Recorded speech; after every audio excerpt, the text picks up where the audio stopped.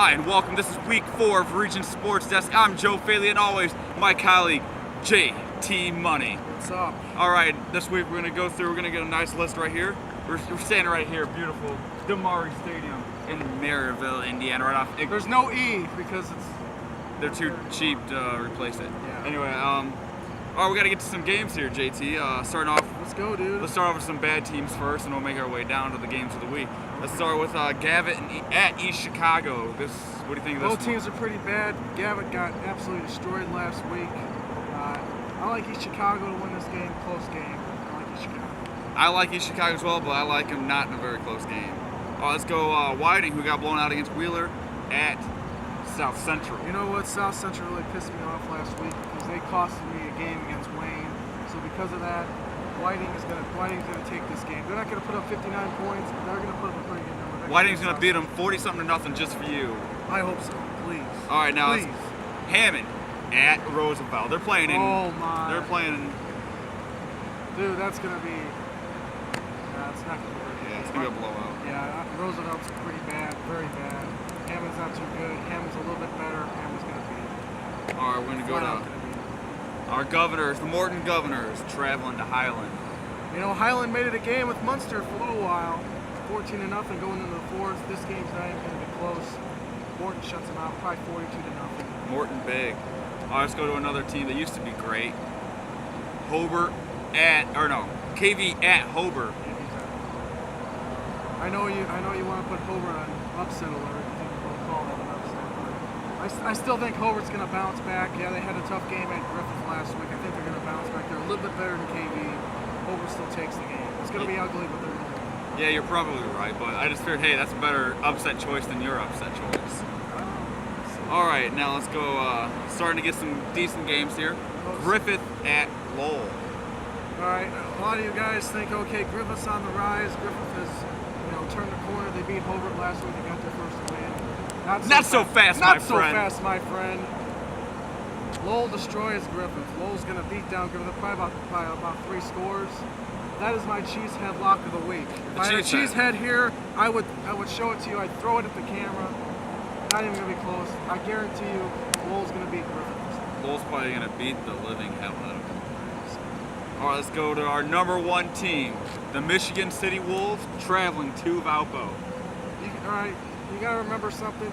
Okay, this is the first time Michigan City's really been on this big of a stage where now they got some expectations. Now they got the target on them. Yeah, now they're the number 1 team. At least in our poll, they're the number 1 team. I think right now they're legitimately the number 1 team.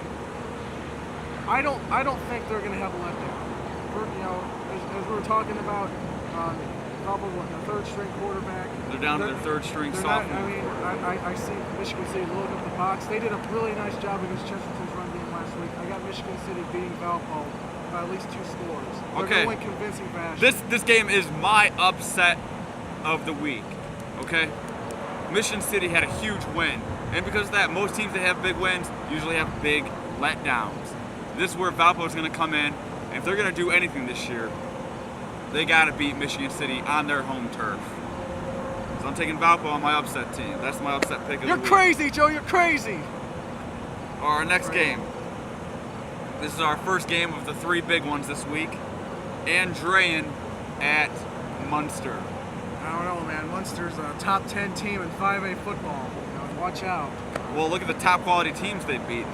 I know. I mean, Lake Central, probably one of the 2 worst teams in DAC. Bishop Hall, real powerhouse in 2A. And Highland. And Highland. Don't forget Highland. I know, man. Highland. Watch out. They're a team to be reckoned with in that NCC. I think Andrean's going to beat Munster. Andrean's going to go on the road. They're going to beat Munster. They're going to upset a lot of people. This is going to be considered. I think Andrean's flat out better football team. I think Andrean is a much better football team. Munster's way overrated in 5A right now. There's no way they're a top 10 football team. They wouldn't beat half the teams in the DAC. No way. I got Andrean beating Munster. I got to agree with you on that one. I don't think that's too much of an upset, but I like Andrean beating them. I think Andrean's a really good football team. Munster, they haven't played anybody. But if Munster is for real, they better do something this week against Andrean. They got to prove it this week. Well, let's move on to our next big one. This is a really good team now. 3-0 LaPorte at 2-1 Chesterton. They're traveling to Chesterton. I know, it's a long drive. No, Chesterton's mad. Chesterton's going to get this back. I think Chesterton up front is just going to be too much.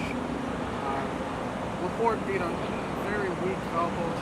Valpo's defense was just worn down. They wore down the defense. It's not going to happen with Chesterton.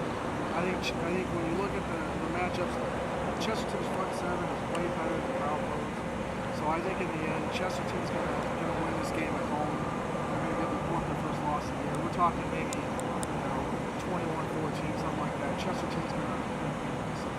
I gotta agree with you on that one. Chesterton, they're playing at home, coming off a big loss.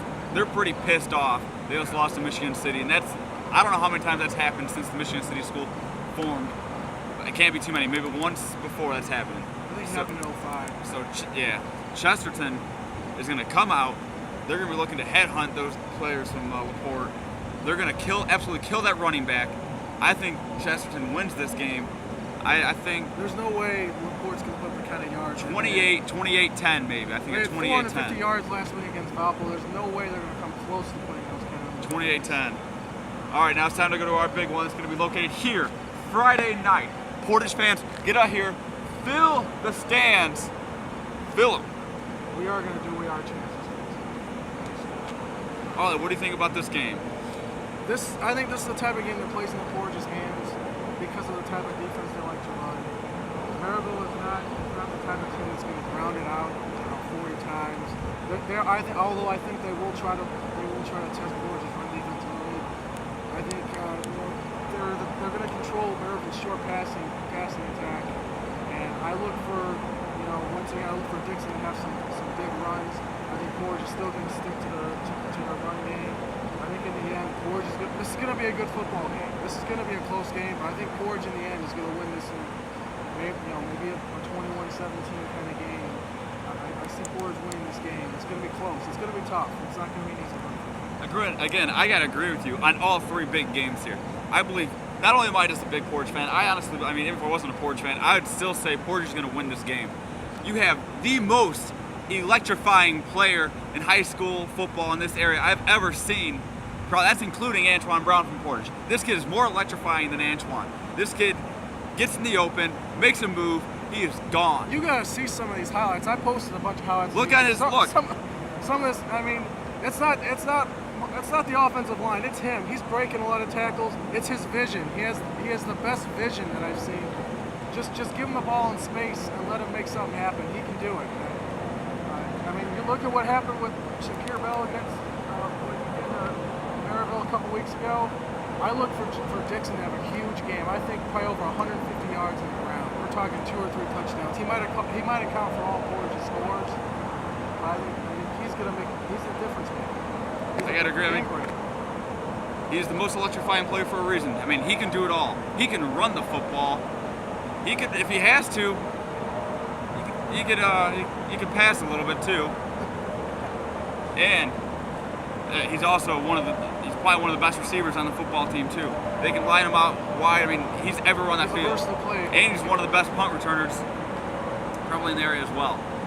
So Friday night, come watch the Merrillville Pirates and our Portage Indians, along with Jake Dixon and company. He's going to score a lot of touchdowns. You're going to be hearing a lot of "We are Portage!" Friday night, be here.